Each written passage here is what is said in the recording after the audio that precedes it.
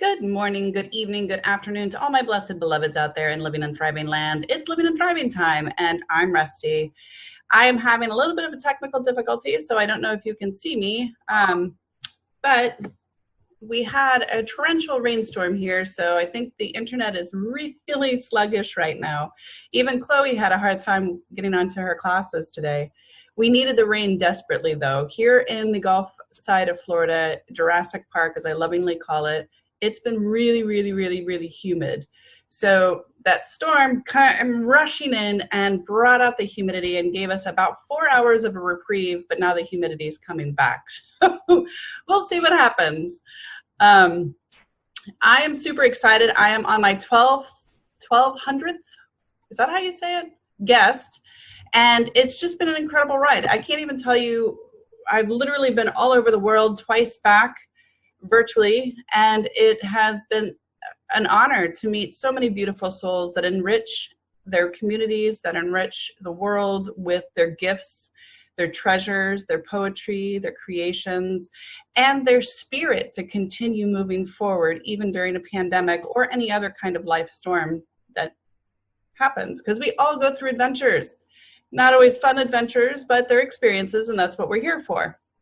Today I have Marilyn on. I can see her, but I don't know if she can see me. Yep. I would like to. I know, right? I would too, but I'm not really quite sure what's going on. I just think it's the internet at this point. So who are you? What do you do? And what makes you do what you do? Well, I'm Marilyn Redmond, and what do? I have a lot of hats. I'm a counselor.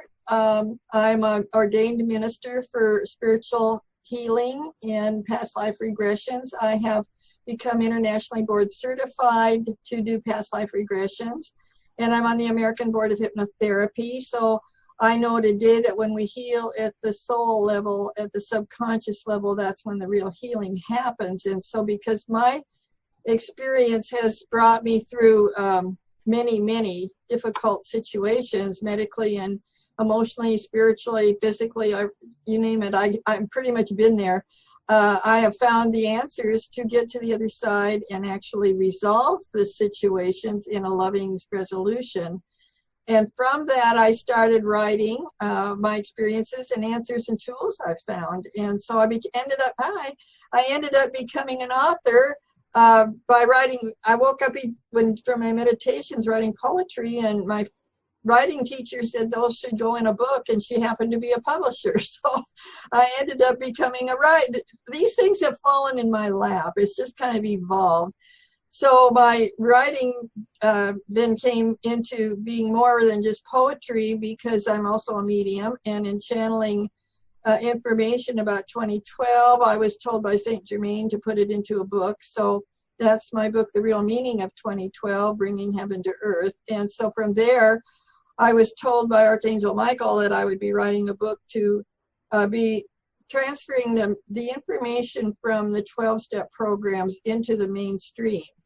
And so I have a book, 500 pages of the details of how to move your life from the past fears, guilt, shame, negative energies of whatever's happened to you, and how to transform it into grace. And so I have the step-by-step process people can use. And then my other books then takes it even steps further, Finding Reality Beyond Fear and Road to Success. So, I'm on YouTube with a lot of videos helping people to find a better path that works from what we used to do or we're told.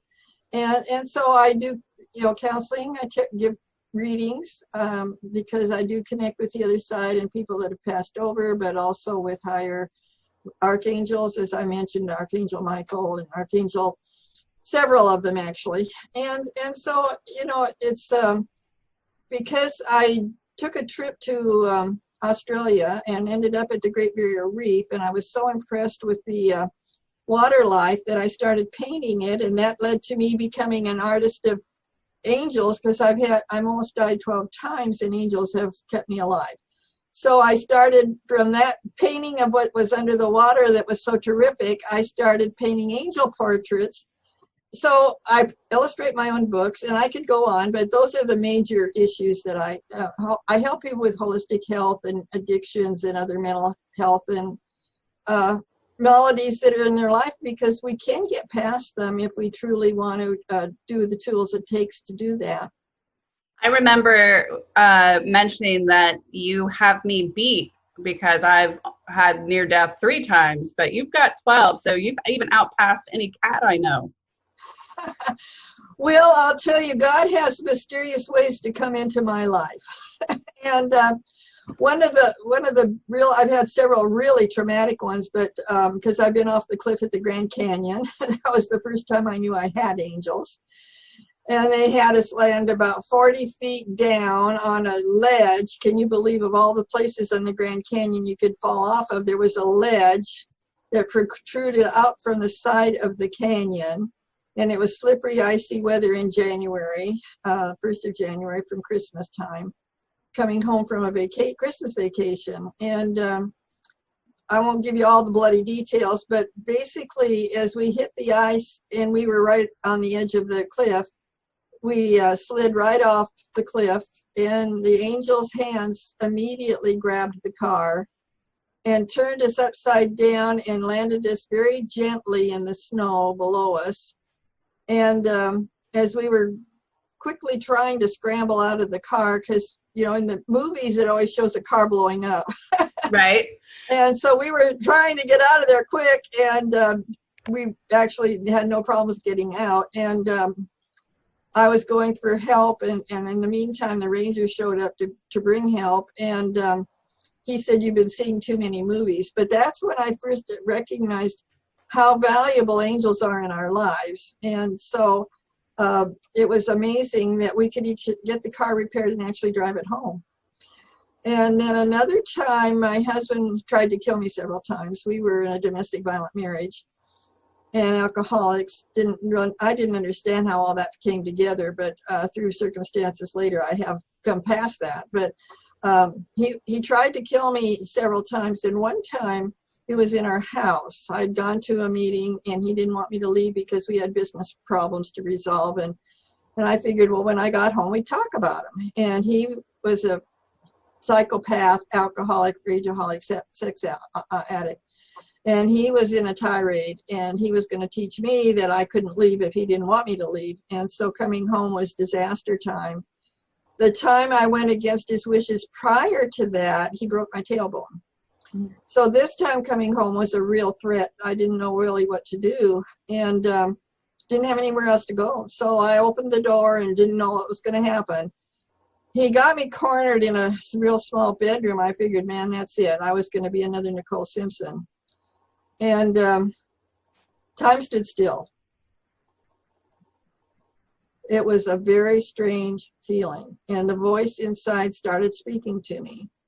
I'll give you the short version, because it took about a half an hour for all of this to come together. But angels held him, so he couldn't come closer. And the voice told me to start, what was the messages Sunday at church for Easter, and it wasn't Easter. That was the strange part. What I finally got through checking all these different messages out was that I was to say, "God forgive him, for he knows not what he does. God bless him." And time still stood still. He was there held. He couldn't come closer. I'm just, what do I do now? So I prayed it again. And the voice said, "Now you can leave." Well, I says, "You got to be kidding. I got to walk right by him to get out the door." And so the angels escorted me out safely. And I turned around quickly in the hall to see what was going to happen. And he had the strangest look on his face you've ever seen. Went to the other end of the house and watched television the rest of the night, and he never touched me again. I started praying for him like a Dutch uncle. And what I found out is if you send prayers to people, they can't attack you. You can't attack love. And that's the answer to domestic violence, I found out. So it's with the tools necessary to be able to move out of that victim place. Now that's another challenge in its own. And that's what Paradigm Buster's book is really about, is how to get your empowerment back, get out of being a victim, quit playing that part, grow up, get your courage and confidence through a higher power and move forward in your life and leave that all behind and live in the current now. Because right now is reality. And I didn't get raised in love. My parents were mentally ill and alcoholics. And I've had to learn to love myself and respect myself so people will respect me. And I've had to learn a whole new way of life. And that's what my writing's about. And it's my speaking, my teaching is helping people to move out of fear and into reality. And that's called maturity. I don't have to react like a 3-year-old little scared little girl anymore from my childhood trauma. And it's a growing up process. And I love sharing about it. I know today that we don't have to be in survival. I'm thriving today. You know, even in the virus, my life is not perfect, believe me, for various reasons I won't get into. But, you know, basically, I'm a happy camper. You know, I know that things are going to work out for the better. And, you know, all things work for good in those that love God and are on his path. And I'm just in there for the duration. So, Marilyn, talk to me about a little bit about why you do what you do. It's really a beautiful. I disappeared again. God loves to intervene. Anyway, it's a beautiful story to persevere, especially at the time frame in which women, we don't have a lot of rights now in 2020, but I can imagine this was in the 80s, 70s that you were going through this. And that's even less. And women had less choice for work, less choice for voice, less choice for, you know, housing opportunities.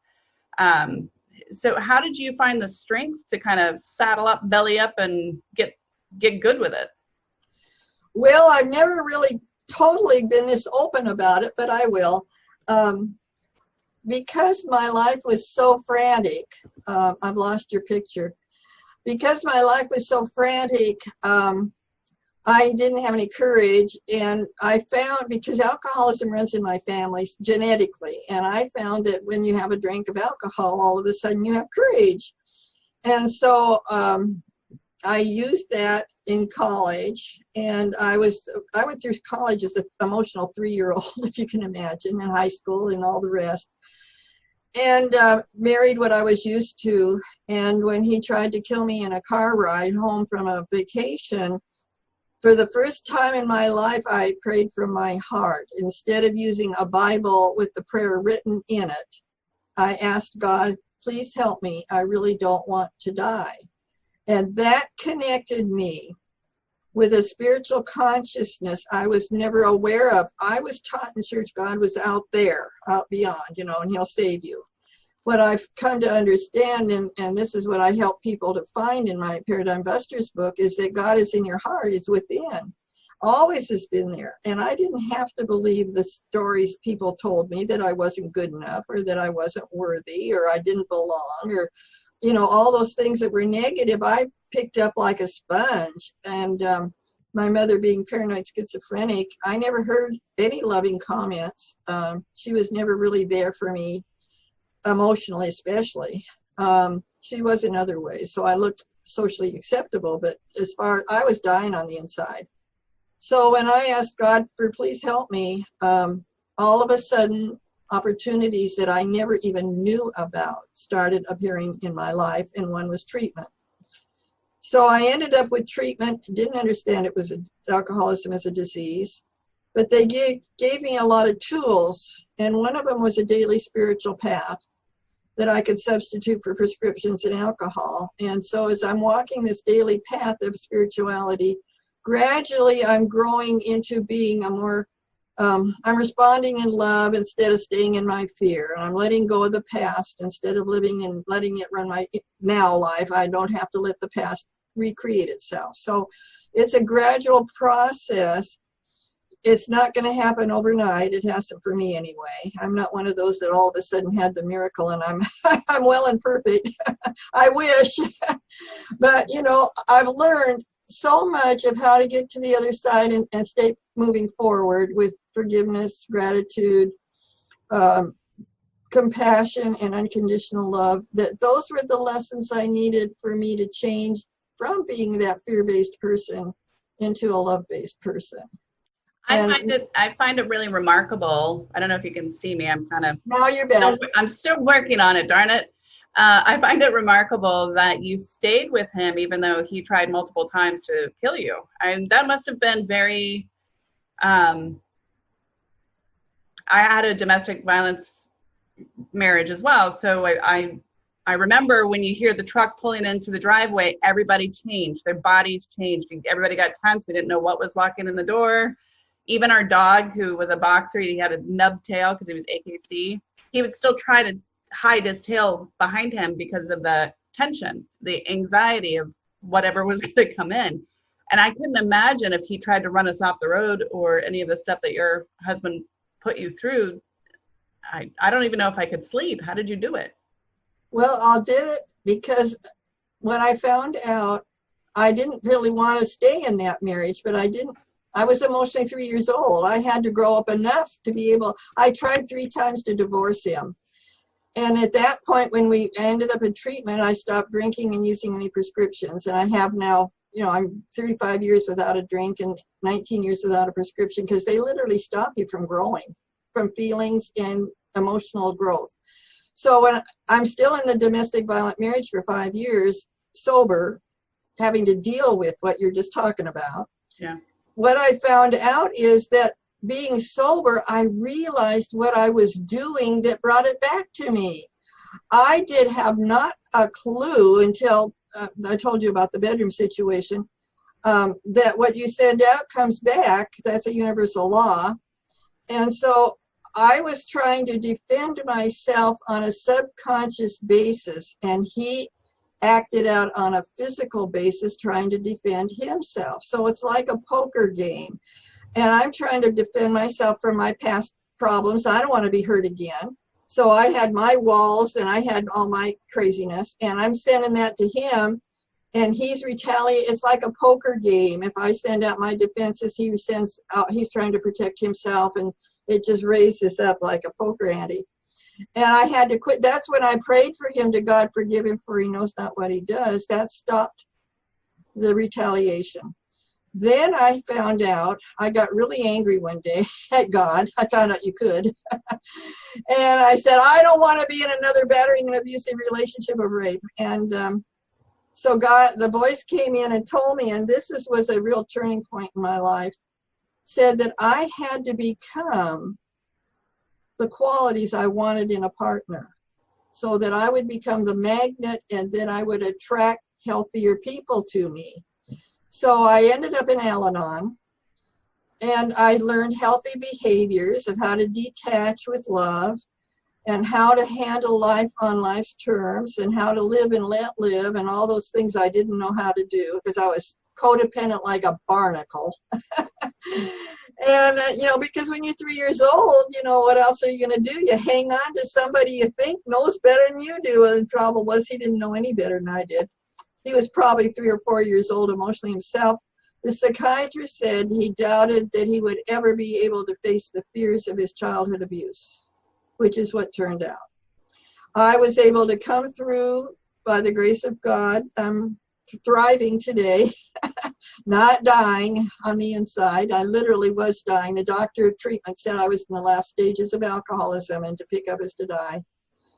And my body told me I was dying. And today, I still have a little bit of arthritis, but I'm healthier today than I've ever been. And it's not because I'm,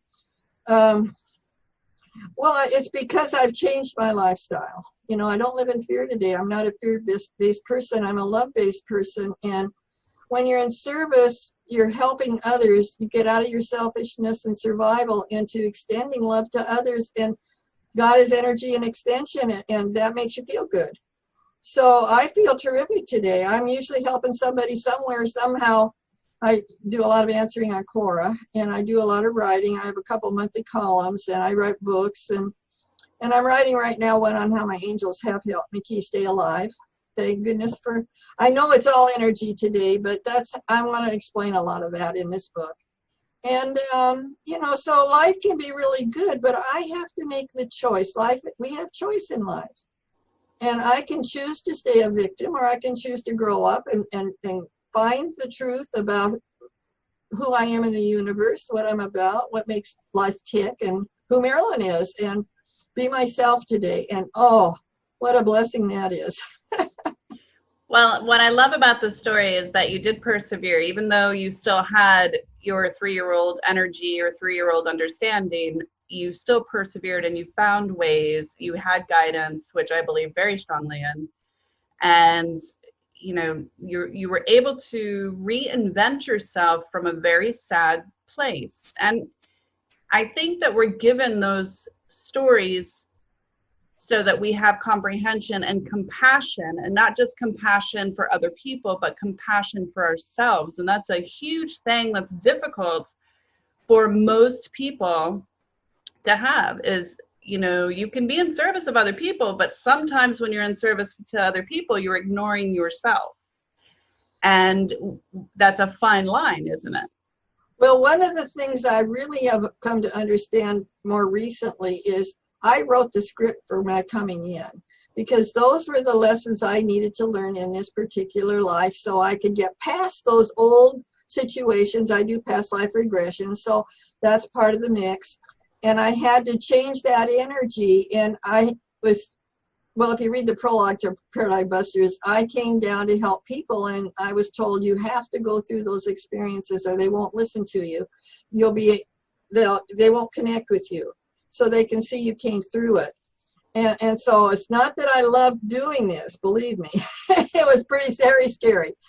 But I came through, and I know if I can come through, anybody can. It takes that perseverance you talked about to keep moving, put what I call putting the carrot in front of the cart and keep moving. And that's exactly what it was like when I got off withdrawal from Depakote. I mean, it was 3 months of putting the carrot in front of me, all right? You know, it was not an easy withdrawal. Valium was not easy either, but that one was bad. And so you just have to keep trusting and having faith and being in that, you know, praying mode, contacting, well, one of the best pieces of advice was, what's the next indicated right thing I need to do that's right in front of me? Instead, see, I was always covering the bases for everybody, so I'd be okay. I just need to take care of Marilyn. And if I do that, the rest falls in place. Isn't that amazing? It's a hard thing, especially for women, to be so forthright about wanting to take care of ourselves and having self-love and appreciating who we are as an individual on this planet. We're told in so many various places throughout our life that we're supposed to serve everybody and anybody, and you're last.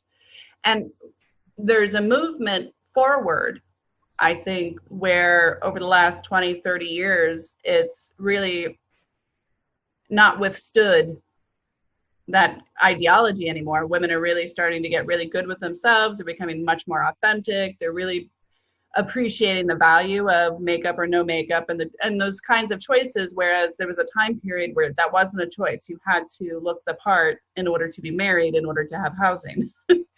And as mean as that sounds, it's reality for us. So to come from a domestic violence situation through it, to be able to author a few books and to be of service and still find authenticity within yourself and love for yourself, that's miraculous in itself, don't you think? Well, sometimes I've been told I'm a walking miracle. I know today the love is within our hearts, and it's a matter of just like peeling the onion. You get rid of everything that covers up the love inside. And so when you finally peel the onion, you start to see that you're not that bad a person, that you have capabilities. You know, going through school, I was valedictorian. You know, people say, well, if you're mentally ill, you know, how can you do these things? Well, intelligence and emotional growth are not the same. So what I found out is that, you know, we have to go through these things, and gradually we grow into being a mature person. And so it's a matter of releasing what doesn't work in the past, so that's not part of your life anymore, and it frees you to be yourself, to be the talent. See, I couldn't pass English with an A.